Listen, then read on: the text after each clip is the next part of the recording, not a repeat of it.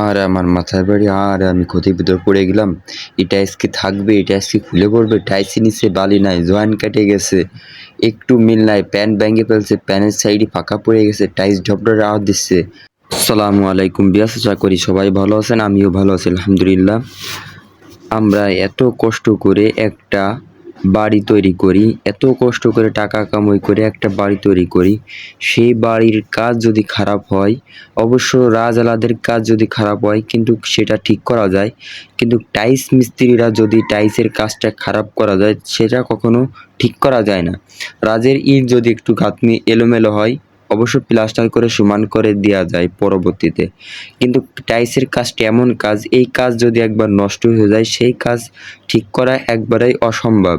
ঠিক করা যাবে কিন্তু আপনার সেই পরিমাণ টাকা আবার খরচ হয়ে যাবে।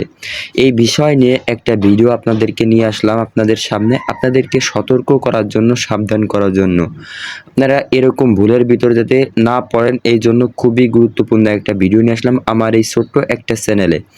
আমার এই চ্যানেলটি সাবস্ক্রাইব করে রাখবেন যাতে এরকম নতুন নতুন ভিডিও পেতে আপনাদের কাছে আবার চলে যায় ভিডিওটা। এই জন্য চ্যানেলটি সাবস্ক্রাইব করে বেল বাটন করে রাখবেন। দেখতে পাচ্ছেন একটা বাথরুম, এই বাথরুমের যে ভুলগুলো আছে এই ভুলগুলো আমি হাত দিয়ে আপনাদেরকে স্কিপ করে করে দেখাইতেছি। দেখুন, এরকম ভুল যদি আপনার স্বপ্নের বাড়ি, এত টাকা খরচ করে বাড়ি তৈরি করছেন, সেই বাড়িতে এরকম ভুল যদি হয়ে যায় তাহলে আপনি তখন করবেন কি? এই ভুল থেকে সাবধান হওয়ার জন্য ভিডিওটা আপনাদের কাছে নিয়ে আসলাম।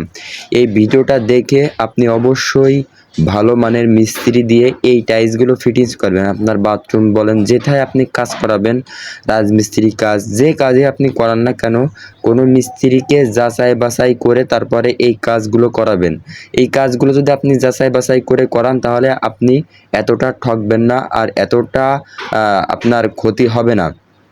দেখুন ভাই, মিস্ত্রি ভালো হলে হয় না, দেখবেন যে মিস্ত্রির সাইডে যে মিস্ত্রি থাকে তারা কিভাবে কাজ করে, ভালো মানের মিস্ত্রিদের কাজ করাবেন তাহলে আপনার এত ক্ষতি হবে না।